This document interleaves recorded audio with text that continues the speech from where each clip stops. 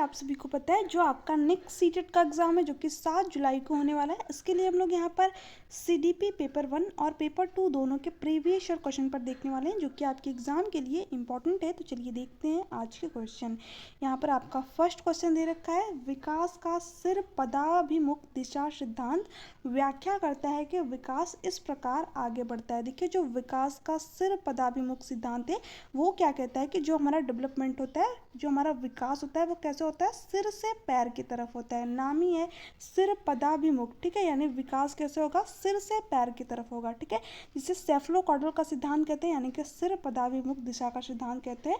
तो यहाँ पर क्या हो जाएगा, आपका सिर से पैर की ओर राइट आंसर हो जाएगा, ठीक है। यहाँ पर बाकी के ऑप्शन आपके यहाँ से हटेंगे, ठीक है। नेक्स्ट क्वेश्चन दे रखा है, भाषा विकास के लिए सबसे संवेदनशील समय निम्नलिखित में से कौन सा है। देखिए जो भाषा विकास के लिए सबसे संवेदनशील पीरियड होता है, सबसे संवेदनशील काल होता है वो क्या होता है, 2 से 6 साल, ठीक है। इसमें जो बच्चे का भाषा विकास है वो क्या होता है, बहुत तीव्र गति से होता है, ठीक है। मध्य बचपन का समय, देखिए इसमें बच्चा कितना साल का होगा, 7 से 12 साल का होगा, तो ये ऑप्शन नहीं होगा आपका। वयस्कता अवस्था तो आपका यहाँ पर होगा नहीं, ठीक है। जन्म से पूर्व का समय नहीं होगा आपका, यहाँ पर क्या होगा, अर्ली चाइल्डहुड यानी कि प्रारंभिक बचपन, ठीक है, या फिर इसको आप पूर्व बाल्यावस्था कह लीजिए, इसमें कि जो बच्चा होगा वो 2 से 6 साल का होगा, ठीक है। और ये भाषा विकास के लिए सबसे संवेदनशील काल होता है, कई बार आपके एग्जाम में पूछा हुआ है, तो ध्यान में रखिएगा। नेक्स्ट क्वेश्चन है आपका यहाँ पर, एक 6 वर्ष की लड़की खेल कूद में असाधारण योग्यता का प्रदर्शन करती है, उसके माता पिता दोनों ही खिलाड़ी हैं, उसे नृत्य प्रशिक्षण प्राप्त करने भेजते हैं, सप्ताह में उसे प्रशिक्षण देते हैं, बहुत संभव है कि उसकी क्षमताएं निम्नलिखित दोनों के बीच परस्पर प्रतिक्रिया का परिणाम होगी। अब देखिए जो बच्ची है, ठीक है, उसको उसकी हेरिडिटी भी अच्छी मिली, क्यों, क्योंकि उसके माता पिता दोनों क्या थे, खिलाड़ी थे, ठीक है। इसके साथ ही साथ जो माता पिता है उसको क्या कर रहे हैं, नृत्य प्रशिक्षण के लिए भेज रहे हैं, ठीक है, यानी उसको इन्वायरमेंट भी अच्छा प्रोवाइड कर रहे हैं, ठीक है। तो हम किसके प्रोडक्ट होते हैं, अपनी हेरिडिटी और इन्वायरमेंट के, ठीक है। तो बच्ची को यहाँ पर आनुवंशिकता भी अच्छी मिली, साथ ही साथ उसके माता पिता उसको हेरिडिटी जो इन्वायरमेंट है, जो वातावरण है वो भी उसको अच्छा प्रोवाइड कर रहे हैं। तो बच्ची क्या होगी यहाँ पर, जो है असाधारण योग्यता प्रदर्शित कर सकती है, गिफ्टेड हो सकती है, क्योंकि उसको हेरिडिटी और इन्वायरमेंट दोनों ही अच्छा मिल गया है ना।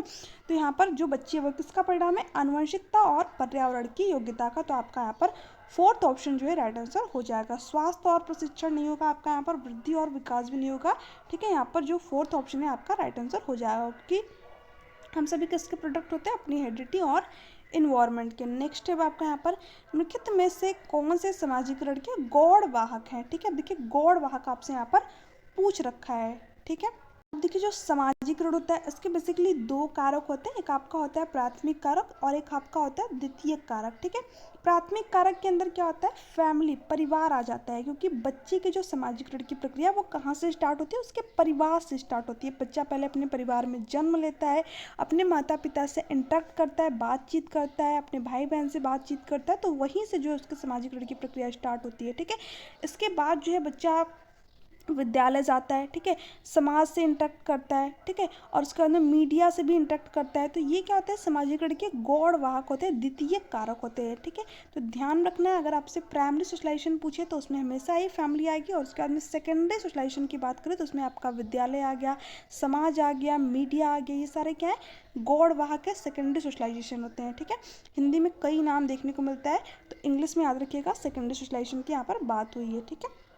अब देखिए परिवार तो आपका प्राइमरी सोशलाइजेशन होता है, प्राथमिक कारक होता है, मुख्य एजेंसी होता है, तो ये ऑप्शन नहीं होगा। परिवार यहाँ पर भी दे रखा है तो ये ऑप्शन भी नहीं होगा। अब देखिए सेकंड में क्या दे रखा है, विद्यालय और निकटतम परिवार के सदस्य। अब परिवार के सदस्य हो गए या फिर परिवार, बात तो आपकी एक ही है, तो ये भी नहीं होगा आपका। यहाँ पर क्या होगा, विद्यालय और पास पड़ोस, क्योंकि हमसे द्वितीय कारक पूछा था, तो इसलिए फर्स्ट ऑप्शन आपका राइट आंसर यहाँ पर हो जाएगा। अब देखिए नेक्स्ट है, लेव वाइगोस्की के अनुसार संज्ञानात्मक विकास का मूल कारण है। देखिए जो लेव वाइगोस्की 3 चीज़ों की बात करते हैं, समाज की बात करते हैं, कल्चर की बात करते हैं और लैंग्वेज की बात करते हैं, यानी जो बच्चे का संज्ञानात्मक विकास होता है, कॉग्निटिव डेवलपमेंट होता है, उसमें उसके समाज की महत्वपूर्ण भूमिका होती है, उसके कल्चर संस्कृति की महत्वपूर्ण भूमिका होती है, और उसके लैंग्वेज भाषा की जो है महत्वपूर्ण भूमिका होती है, ठीक है। तो 3 चीज़ों की बात कौन करेंगे, लेव वाइगोस्की करेंगे। इनकी थ्योरी का भी नाम है सामाजिक सांस्कृतिक सिद्धांत, सोशियो कल्चरल थ्योरी, ठीक है।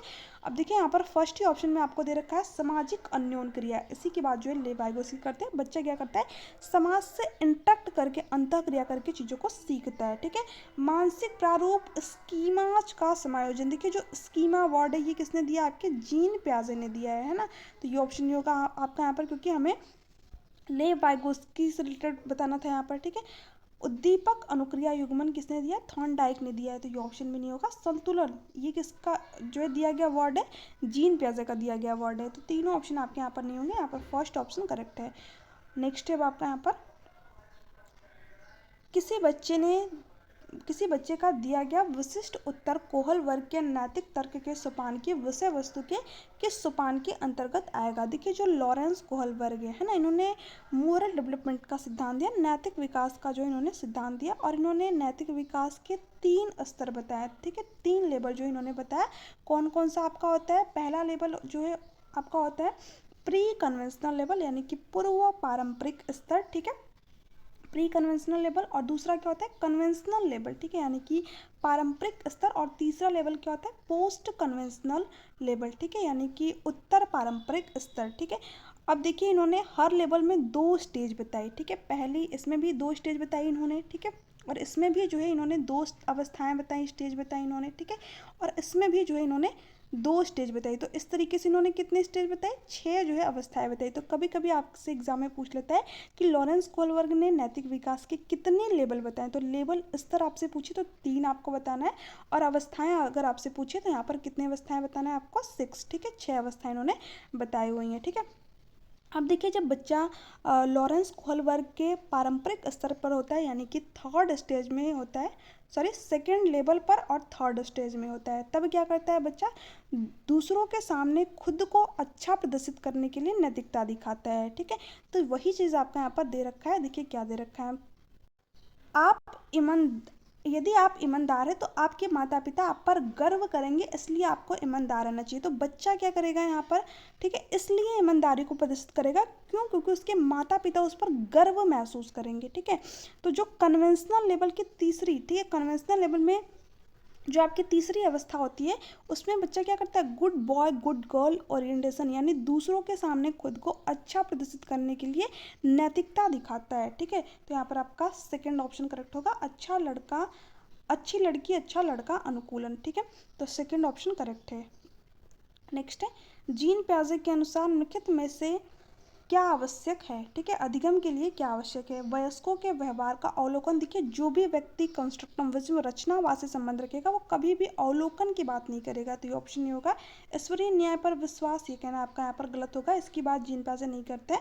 शिक्षकों और माता पिता द्वारा पुनर्बलन, देखिए रीइंफोर्समेंट की बात कौन करेगा, स्किनर करते हैं ना, तो ये ऑप्शन नहीं होगा आपका यहाँ पर। शिक्षार्थियों के द्वारा पर्यावरण की सक्रिय खोजबीन, इसी के बाद जो है जीन प्याजे करते हैं। बच्चा क्या होता है जीन प्याजे के अकॉर्डिंग नन्हा वैज्ञानिक होता है, लिटिल साइंटिस्ट होता है, अपने पर्यावरण से चीज़ों को खुद खोजता है। ठीक है, अपने पर्यावरण में जो है चीज़ों को अन्वेषण करता है, खोज करता है, क्योंकि बच्चा क्या होता है ज्ञान का सक्रिय निर्माण करता होता है, अपने ज्ञान का निर्माण स्वयं करता है। ठीक है, तो यही बात जीन प्याजे कहते हैं, तो 4th ऑप्शन आपका यहाँ पर करेक्ट होगा। अब देखिए नेक्स्ट क्वेश्चन है आपका यहाँ पर क्या दे रखा है, जीन प्याजे के अनुसार प्रारूप स्कीमा निर्माण वर्तमान योजना के अनुरूप बनाने हेतु नवीन जानकारी में संशोधन और नवीन जानकारी के आधार पर पुरानी योजनाओं में संशोधन के परिणाम के रूप में घटित होता है। इन 2 प्रक्रियाओं को जाना जाता है। देखिए जो जीन प्याजे हैं है ना, इन्होंने स्कीमा के बारे में बताया। स्कीमा क्या होता है आपका, जैसे कि हम अलमारी में कपड़ों को व्यवस्थित तरीके से रखते हैं कि इसमें आपका शर्ट होगा, इसमें आपका पैंट होगा, इसमें आपकी बाकी की चीज़ें होंगी, तो हम क्या करते हैं एक ऑर्गेनाइज वे में, एक व्यवस्थित वे में चीज़ों को रखते हैं। तो उसी तरह हमारे माइंड में जो ज्ञान होता है, ठीक है, वो क्या होता है, जो ज्ञान की संरचना होती है एक व्यवस्थित वे में, ऑर्गेनाइज्ड वे में संगठित होती हैं। ठीक है, इसी को जो जीन प्याजे हैं उन्होंने स्कीमा का नाम दिया। ठीक है, ये क्या कहते हैं, जब हम अपने स्कीमा में जस्ट कोई चीज़ ऐड कर लेते हैं, ठीक है, जस्ट जोड़ लेते हैं, तो वहाँ पर आपका क्या होता है समावेशन होता है। ठीक है, असिमिलेशन होता है। इंग्लिश में वर्ड याद कीजिएगा, क्योंकि हिंदी में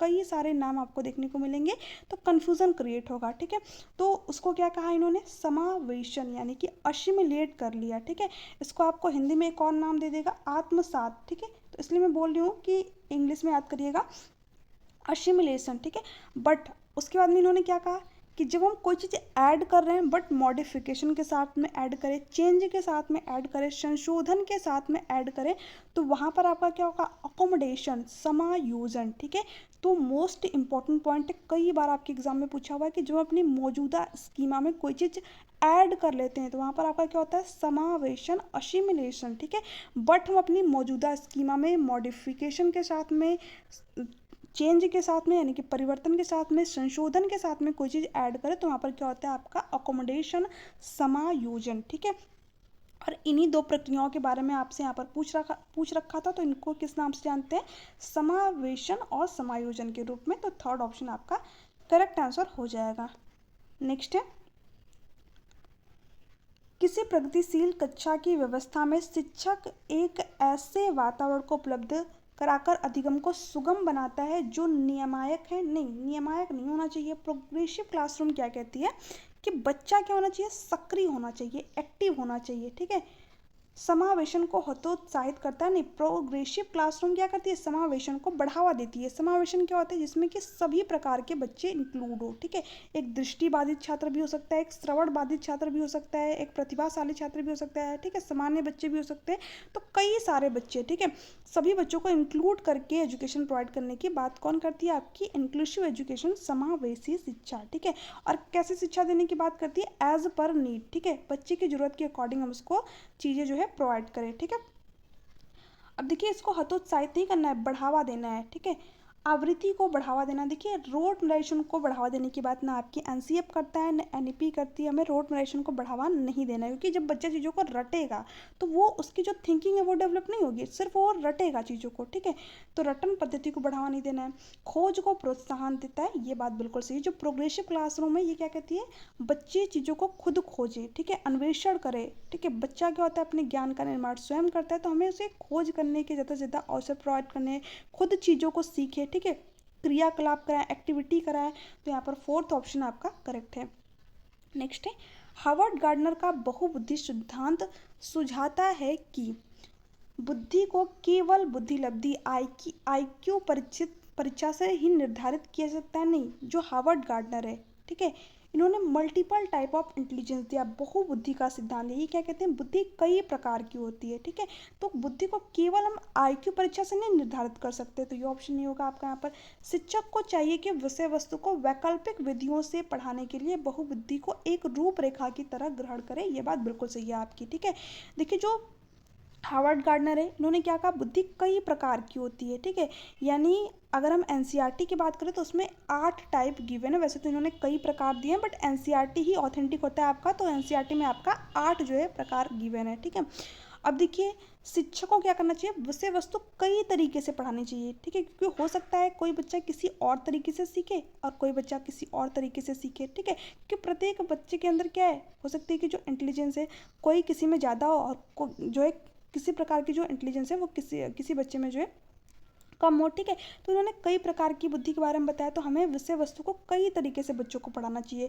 कोई बच्चा एक तरीके से सीख सकता है और कोई बच्चा जो है उसी चीज़ को दूसरे तरीके से सीख सकता है ना।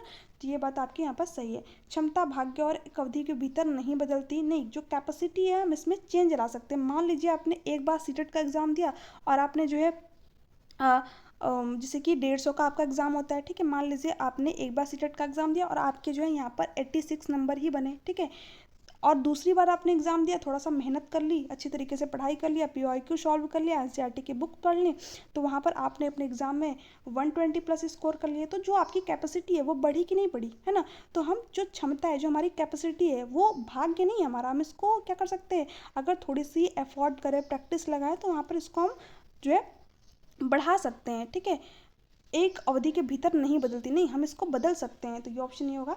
हर बच्चे को प्रत्येक विषय 8 तरीके से पढ़ाया जाना चाहिए ताकि सभी बुद्धियाँ विकसित हो, नहीं, हम प्रत्येक बच्चे को 8 तरीके से चीज़ों को नहीं पढ़ा सकते। ठीक है, हाँ, हम चीज़ों को अलग अलग तो पढ़ा सकते हैं, बट हम एक बच्चे को 8 तरीके से पढ़ाएं फिर एक बच्चे को 8 तरीके से पढ़ाएं, तो ये कहना जो है आपका बिल्कुल गलत हो जाएगा। ठीक है, यहाँ पर सेकेंड ऑप्शन करेक्ट है। अब नेक्स्ट है आपका, यहाँ पर देखिए क्या दिया हुआ है, कोई 5 साल की लड़की एक टी शर्ट को तह करते हुए अपने आप से बात करती है। लड़की द्वारा प्रदर्शित व्यवहार के संदर्भ में लिखित में से कौन सा कथन सही है। देखिए जो लेव वाइगोस्की हैं, ठीक है, इन्होंने 3 प्रकार की स्पीच दी है। पहला आपका होता है सोशियो स्पीच, यानी बच्चा क्या करता है, समाज से इंटरेक्ट करके चीज़ों को सीखता है, बातचीत करके, ठीक है। दूसरा इन्होंने दिया प्राइवेट स्पीच। प्राइवेट स्पीच क्या होता है, निजी वार्ता, व्यक्तिगत वार्ता। इन्होंने क्या कहा कि जब आपने देखा होगा जैसे छोटा बच्चा होता है तो कभी कभी वो खुद से बात करता है कि अरे ये जो मेरा खिलौना है ये सही से नहीं चल रहा है, ये काम नहीं कर रहा है, ठीक है। तो बच्चा क्या करता है, खुद से कभी कभी बातें करता है, ठीक है, ये मैंने क्या कर दिया। तो उसी को जो है लेव वाइगोस्की ने कहा प्राइवेट स्पीच कहा, ठीक है। इंग्लिश में ही नाम याद करिएगा प्राइवेट स्पीच, हिंदी में कई नाम मिलेंगे, व्यक्तिगत वार्ता, निजी वार्ता, ठीक है। और एक इन्होंने दिया silent inner speech. Silent inner speech क्या होता है, इसमें बच्चा बाहर नहीं बोलता है, ठीक है, जोर जोर से बोलता नहीं, अंदर ही मन में ही जो है चीज़ों को सोच लेता है। जैसे कि अभी हम लोग क्या करते हैं, हम क्या सोच रहे हैं ये सामने वाले को थोड़ी पता चल रहा है, ठीक है, तो हम मन में ही बातचीत कर लेते हैं, ठीक है, बाहर बोलते नहीं उस चीज़ को, ठीक है। तो इसको इन्होंने कहा साइलेंट इनर स्पीच, यानी कि आंतरिक वार्ता, ठीक है, मन के अंदर ही बात कर लेना, ठीक है। तो आई होप कि आपको यहाँ पर समझ में आ गया होगा। अब देखिए जिस चीज़ को लेव वाइगोस्की ने प्राइवेट स्पीच कहा, ठीक है, निजी वार्ता कहा, उसी चीज़ को जीन पाजे ने कहा अहम केंद्रिता कहा, ठीक है, अहम केंद्रित कहा, ठीक है। तो आपको ध्यान रखना है कि जब भी लेव वाइगोस्की की बात हो और बच्चा खुद बाहर बोल बोल के बात करे तो वहाँ पर प्राइवेट स्पीच होगी, बट इसी चीज़ को जीन पाजे क्या कहेंगे, अहम केंद्रित कहेंगे, ठीक है। तो देखिए वही क्वेश्चन आपसे पूछा है कि कोई 5 साल की लड़की है, वो टी शर्ट को क्या कर रही है, तह कर रही है, ठीक है, वहाँ पर वो अपने से बात कर रही है, यानी क्या कर रही है, वो प्राइवेट स्पीच करती है, ठीक है, खुद से बातें करती है। और ऐसा करके बच्चा क्या करता है, अपने आप को एक दिशा देता है, अपनी सोच को विनियमित करता है, ठीक है। लड़के द्वारा प्रदर्शित व्यवहार के संदर्भ में लिखित में से कौन सा कथन सही है। देखिए जीन प्याजे इसे अहम केंद्रित भाषा कहेगा और लेव वाइगोस्की इसकी व्याख्या बच्चे के निजी भाषा यानी प्राइवेट स्पीच में अपनी क्रियाओं को नियमित करने के प्रयास के रूप में करेगा। ये बात बिल्कुल सही है, तो फर्स्ट ऑप्शन आपका यहाँ पर करेक्ट हो जाएगा, ठीक है। नेक्स्ट है सेकंड पॉइंट आपका दे रखा है जीन प्याजे इसकी व्याख्या सामाजिक अन्योन क्रिया के रूप में करेंगे। देखिए जो जीन प्याजे उन्होंने समाज पे जो है उतना फोकस नहीं किया, इसकी बात जो है कौन करते हैं, लेव वाइगोस्की करते हैं, ठीक है। तो ये नहीं होगा। जीन प्याजे और लेव वाइगोस्की इसकी व्याख्या बच्चे द्वारा अपनी माँ के अनुकरण की ये दोनों लोग ही बात नहीं करते हैं, है ना, तो ये नहीं होगा। जीन प्याजे और लेव वाइगोस्की इसकी व्याख्या बच्चों के विचारों की अहम केंद्रित प्रकृति के रूप में करते हैं। नहीं, जीन प्याजे तो अहम केंद्रित के रूप में करते हैं, बट लेव वाइगोस्की क्या कहते हैं, इसी चीज़ को प्राइवेट स्पीच करते हैं, क्योंकि अलग अलग मनोवैज्ञानिक है तो अलग अलग जो है इनकी थॉट भी है, ठीक है। लिंग है सामाजिक संरचना, सहज गुण, सामाजिक संरचना, जैविक सत्ता। तो देखिए इस क्वेश्चन में जब आपके मतलब आपके सामने इस तरीके का क्वेश्चन है तो आपको इंग्लिश वाला पोर्शन भी एक बार देख लेना है, क्योंकि उसमें अगर आपको सेक्स लिखा हो तो वहाँ पर आपको जैविक संरचना के साथ में जाना है, क्योंकि सेक्स क्या होता है, बायोलॉजिकल जो है संरचना होती है, ठीक है।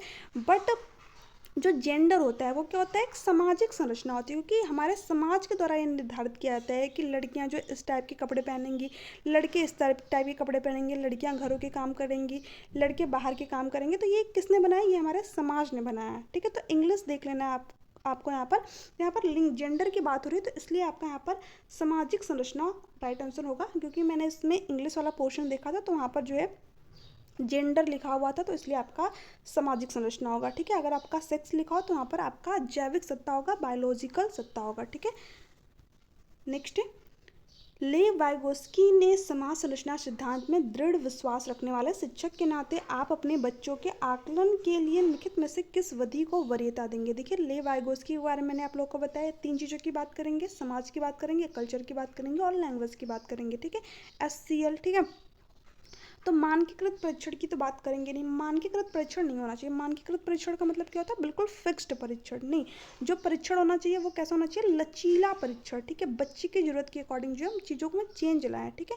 ऐसा नहीं कि हम बिल्कुल परीक्षण जो है फिक्स्ड कर दे। तथ्यों पर आधारित प्रत्यास्मरण, प्रत्यास्मरण का मतलब क्या होगा, रटना, हम चीज़ों को रटेंगे नहीं, ठीक है। ये बात आपकी NEP भी कहती है, NCERT भी कहती है कि बच्चों में रोट नरेशन को बढ़ावा नहीं देना है, रटन पद्धति को बढ़ावा नहीं देना है, ठीक है।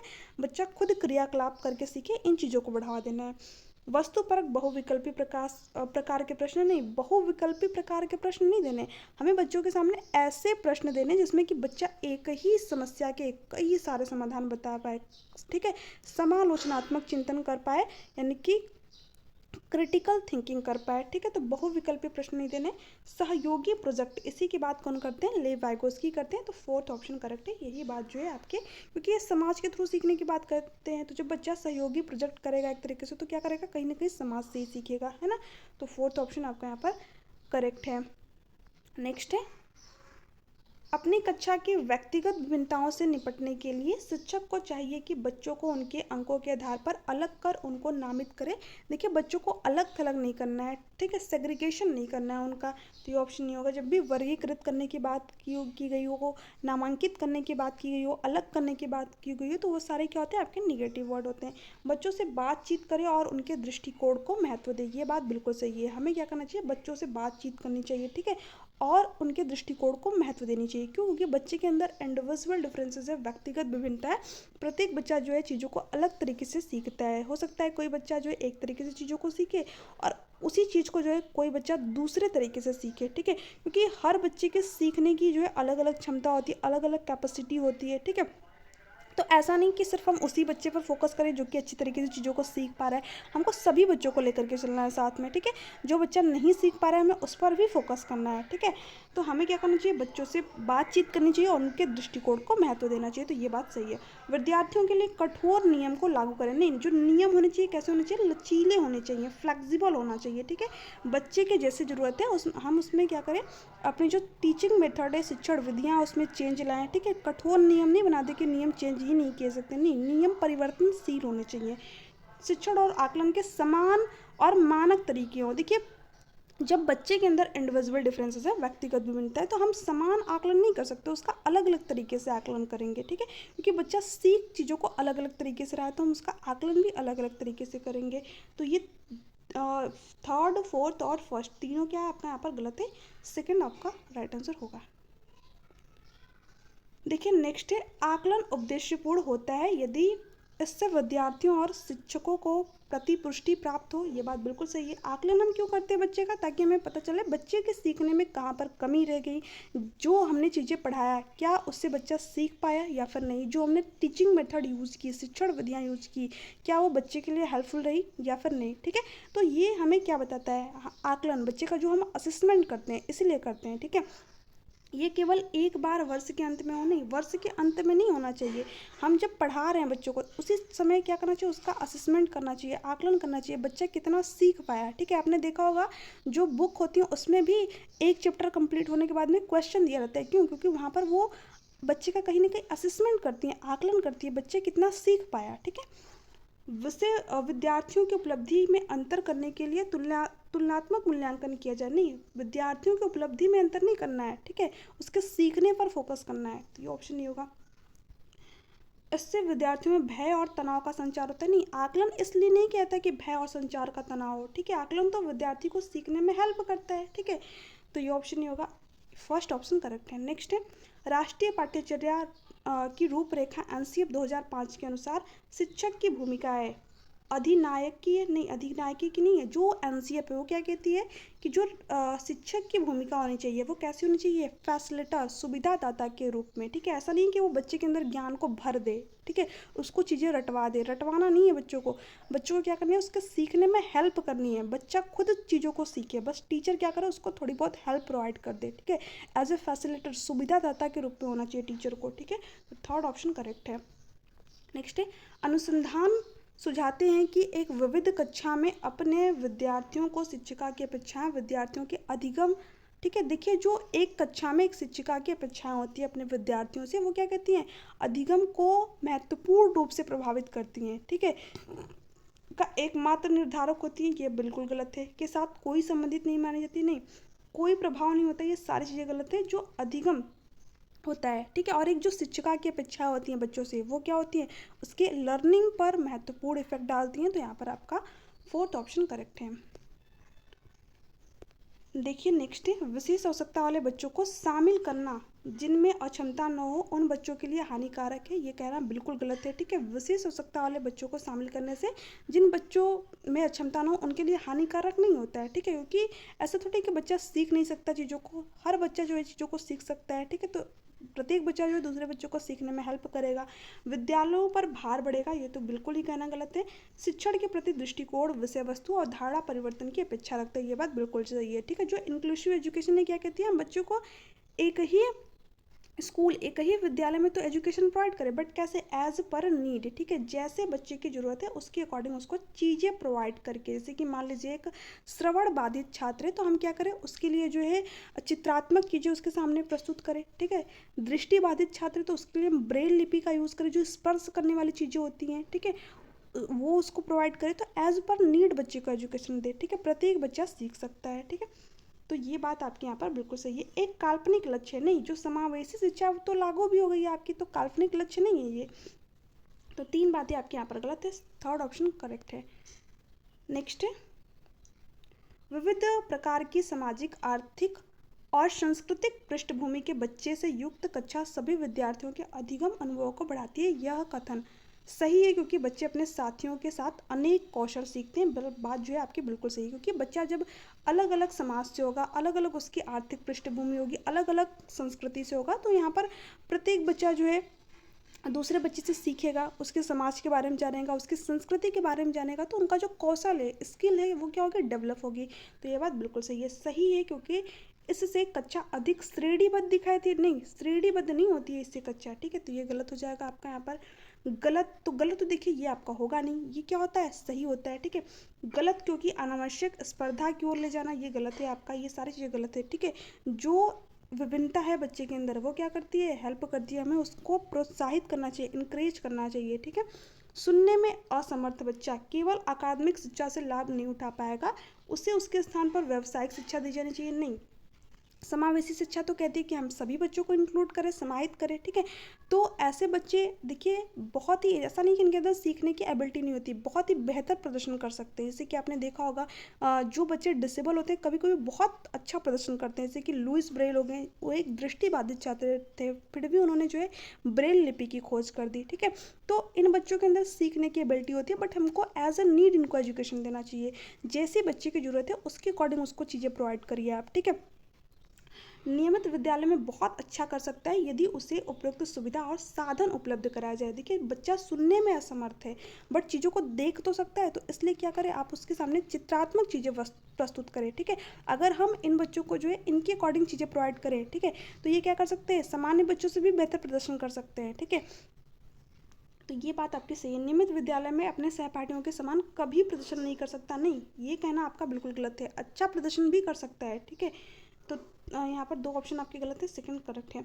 श्रवण असमर्थता वाले बच्चे के विद्यालय में ही भेजा जाना चाहिए, नियमित विद्यालय में नहीं, हमें सभी बच्चों को क्या करना चाहिए, नियमित विद्यालय में पढ़ाना चाहिए। और कैसे एजुकेशन देनी चाहिए, एज पर नीड। मान लीजिए आपकी क्लासरूम है, ठीक है, इसमें क्या है, एक श्रवण बाधित छात्र भी है, ठीक है, एक दृष्टि बाधित छात्र भी है, एक प्रतिभाशाली छात्र है। ठीक है, तो हमें सभी बच्चों को एजुकेशन देनी चाहिए। ठीक है, और एज पर नीड, ये चीज़ ध्यान रखिएगा, कई बार आपके एग्जाम में पूछा है, जो समावेशी शिक्षा है वो किस पर आधारित है, समता पर आधारित है, एज पर नीड एजुकेशन की बात करती है। जैसे बच्चे की आवश्यकता है उसके अनुसार हम उसको चीज़ें प्रोवाइड करें। ठीक है, तो फ्रेंड्स ये थे आपके कुछ क्वेश्चन कैसे लगे नीचे कमेंट सेक्शन में कमेंट करके जरूर बताइएगा, और आपके कितने क्वेश्चन जो है सही हुए ये भी नीचे कमेंट सेक्शन में कमेंट करके बताइएगा। और देखिए जो इसका PDF है आप लोगों को टेलीग्राम चैनल पर मिल जाएगा, नीचे डिस्क्रिप्शन बॉक्स में आप लोगों को टेलीग्राम का लिंक भी मिल जाएगा। तो टेलीग्राम चैनल को जरूर ज्वाइन करें, वहाँ पे मैंने आप लोगों को जो हैंड रिटन नोट्स है वो भी प्रोवाइड किए हुए हैं। इसके साथ साथ जो सीटेट की जो है क्लासेस होती हैं उनके PDF भी मैंने आप लोगों को विद आंसर वहाँ पे प्रोवाइड किए हुए हैं। तो एक बार खुद से भी आप लोग अपनी प्रैक्टिस करते रहिएगा। ठीक है, यहाँ से एक बार जो चीज़ों को पढ़ लीजिए उसके बाद में खुद से इन क्वेश्चनों को सॉल्व करिएगा। तो आई होप कि आप लोगों को आज का सेशन पसंद आएगा। वीडियो अच्छी लगी तो चैनल को प्लीज़ सब्सक्राइब कर लीजिएगा, वीडियो को लाइक एंड शेयर कर दीजिएगा। थैंक्स फॉर वॉचिंग में, मिलते हैं आपसे नेक्स्ट क्लास में, तब तक के लिए bye bye, take care. I hope कि आपका आज का सेशन आप लोगों को पसंद आया होगा।